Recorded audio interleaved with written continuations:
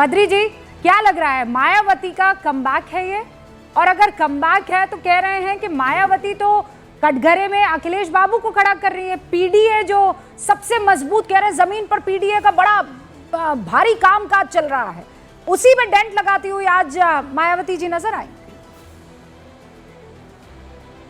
देखिए रूबिका, आपने बहुत अच्छे से इस संवाद को आगे बढ़ाया है और उसमें कई प्रश्नों के उत्तर मिले भी हैं। मैं बस इतना कहना चाहूँगा कि कांशीराम जी का सम्मान वस्तुतः भारतीय जनतंत्र का सम्मान है और हर कोई, हर राजनीतिक दल को उसे करना ही है और मुझे लगता है कि करना चाहेगा भी, क्योंकि दलित जन में जनतंत्र की आकांक्षा और विकास की आकांक्षा बहुत तेज़ी से बढ़ी है।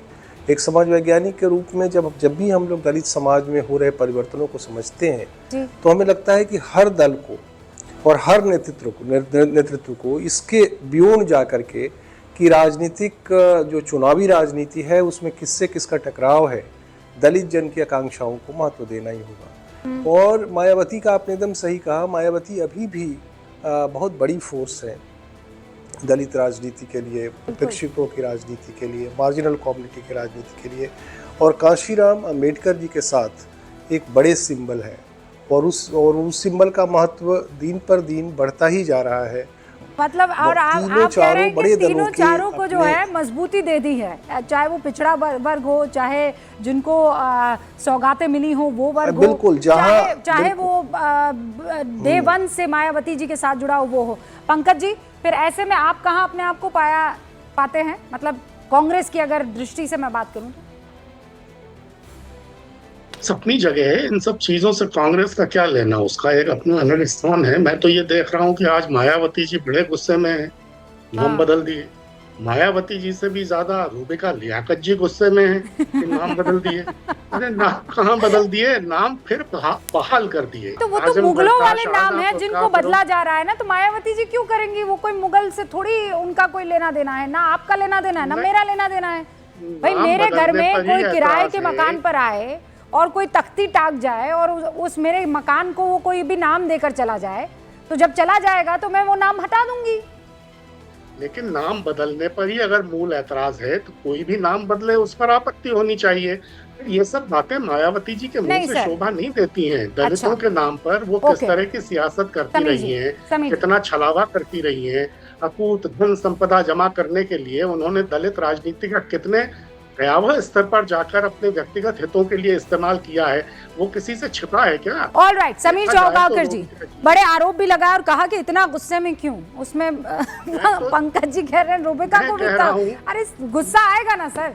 आप लोग कहते हैं सिंबोलिज्म, भाई वो अंबेडकर, मुझे याद है अमित शाह ने 3 बार कह दिया था अंबेडकर, ये है ना, उसमें आप लोगों ने क्या माहौल बनाया था कि दलितों का अपमान हो गया, नाम बदल दिया गया है 8 जिलों का, और आप कह रहे क्या रूबिका क्यों इतना गुस्सा कर रही हो, नाम बदल ही तो दिया गया है, क्या बड़ी बात हो गई?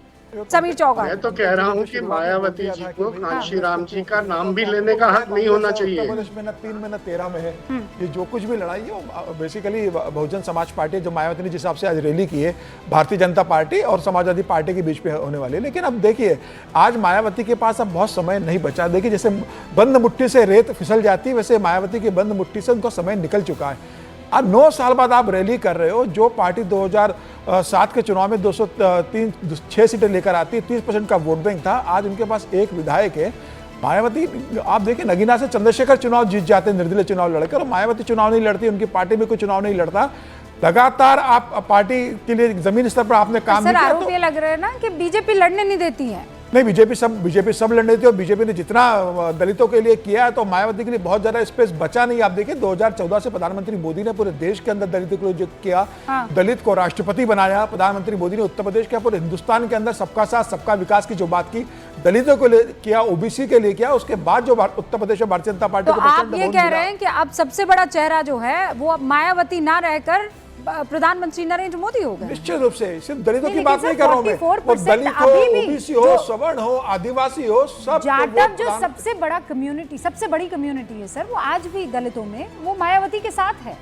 लेकिन आप देखिए ना 2017 का चुनाव देख लीजिए, आप 2022 का देख लीजिए, आप 2024 का लोकसभा देख लीजिए, 2019 का लोकसभा देख लीजिए। नहीं वोटिंग भारतीय जनता पार्टी को जो मिला है, आज अगर मायावती के साथ पिछड़ों के मामले में बीजेपी को जो है वो बहुत बड़ा नुकसान हुआ था, और इसीलिए कह देना कि बड़े लेवल पर यहाँ पर कंपटीशन नहीं है। समीर जी, मैं यहाँ पर बद्री जी की बात से एकदम इत्तेफाक रखती हूँ कि अभी भी दलितों का सबसे बड़ा चेहरा इन 10-11 सालों में कुछ गया है सपा के पास, अभी भी कुछ बचा है मायावती के पास, और हाँ, प्रधानमंत्री नरेंद्र मोदी ने सारी योजनाएं उन तक पहुंचाने के एक नया तबका तैयार किया है, लेकिन कंपटीशन बरकरार है। फिलहाल मुझे इजाजत लेनी होगी आप सबसे।